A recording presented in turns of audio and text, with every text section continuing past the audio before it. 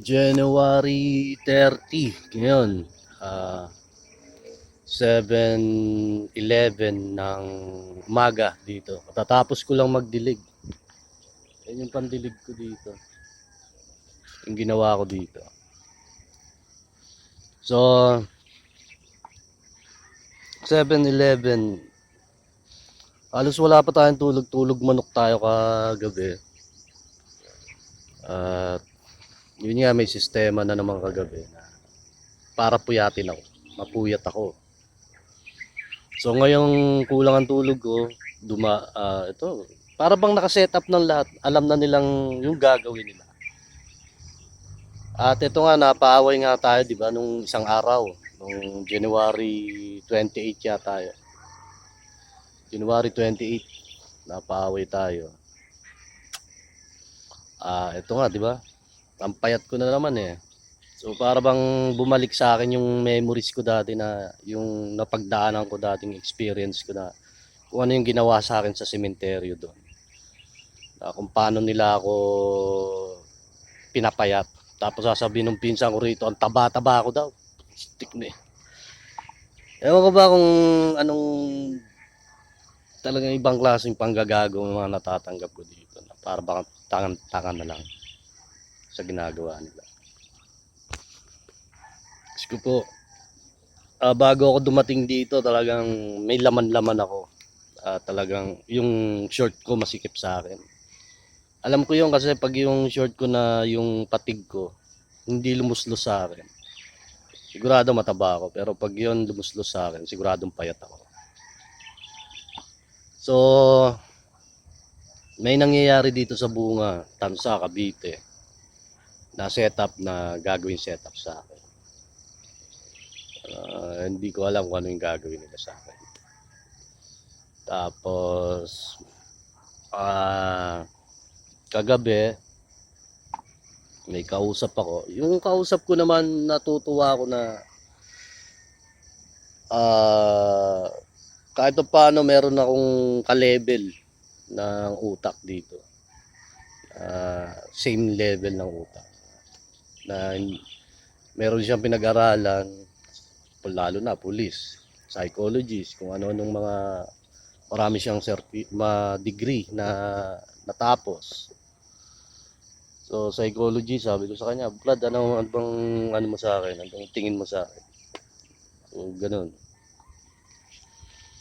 So, ang sabi niya nga sa akin na kung hindi ka maayos manamit, hindi ka, wala kang pera, hindi ka, hindi, paano ka paniniwalaan ng tao? Kasi may sinabi ako sa kanya kasi ng tungkol sa mga Diyos. So, totoo yung sinasabi niya na ganun. Una-una sa lahat, so, tignan niyo ba naman yung mga yung mayayaman na nagtayo ng relihiyon dito sa atin. Laki Buloy, Manalo, Soriano, GIL, sino ba yung doon? So, makita niyo naman kung gaano kayaman yung mga yan. At may pera sila, di ba? Mukhang tao sila doon. So, dito nakikita ko kung ano yung pinaniniwalaan ng tao. Doon ka ba sa material, o doon ka ba nakatingin sa material? O doon ka nakatingin sa turo at aral? Saan ka ba nakatingin? Sa espiritu o doon sa nakikita mo sa labas? Totoo kasi yun. Yun yung practical na nature ng ugali ng mga tao, na kung ano yung makikita niya sa labas. Totoo, hindi. So, totoo yun, yung anong yun, yung sinabi sa akin ng naging kaibigan ko dito, na dapat may pera ka, maayos ka man, hindi butas-butas, hindi ka mukhang dugyo. So, ganun nga. Ako, wala naman akong pakialam to. Kasi, ano pong pakialam ko? Unang-una sa lahat, hindi ko kayo hinahabol dito, putang ina. Ang kinukuha ko dito yung mga kasama ko. Nakuha nyo ba? Hindi ako naghahabol sa inyo, putang ina. Wala akong kinukuha sa inyo. Ang kasama ko, ang kinukuha ko dito. Kung sino yung mga tunay kong kasama. Saan ka ba nakatingin? Doon ka ba nakatingin sa material na bagay na nakikita mo sa labas? O doon ka nakatingin doon sa spirito na ibinigay ko sa inyo? Hindi sa akin galing yun. Alam ka naman akin yun, hindi akin ba yung Biblia? Hindi sa akin yung Biblia, putang ina. Saan ba kayo nakatingin? Doon sa espiritu na mula sa Biblia o dito sa material na natural yung nakikita. Wala akong gotong ibibigay sa inyo. Wala akong tubig na pwede kong ipamudmud sa kahit kanino. Soft drinks o tinapay. Wala akong ganun. Wala akong pera nga di ba? So, saan kayo? Saan ang gusto nyo? Dito nakita nyo kung gaano kamukhang pera mga Pilipino. Hindi siya doon sa impluensya, kundi doon siya sa pera. Saan ba nagmula ang pera? Hindi ba't sa impluensya? Gaano ka-impluensya ang Amerika? Gaano ka-impluensya ang mga ibang bansa? Saan ba nagmula ang impluensya nila? Ako nyo. So, gaano katanga mga Pilipino ngayon? Dahil mahilig kayong tumingin dun kung ano yung nakita nyo sa labas. Wala kayong utak para mag-isip, putang ina nyo. Nakuha nyo. So, pabantay-bantay ako dito. Sorry kasi alam nyo na medyo critical ngayon. Sabi ko nga sa inyo, gumagawa sila ng gulo ngayon dito. At hindi ko alam kung anong klaseng setup. Kasi alam nyo naman ang nangyari sa Amerika about democratic. So, nung nanalo ang Republican, biglang nagkagulo ngayon kung anong gulo ang nangyari ngayon. So, dito sa bunga is majority yata mga democratic parties dito sa bunga. Yung mga politiko dito is part of, almost of them are democratic.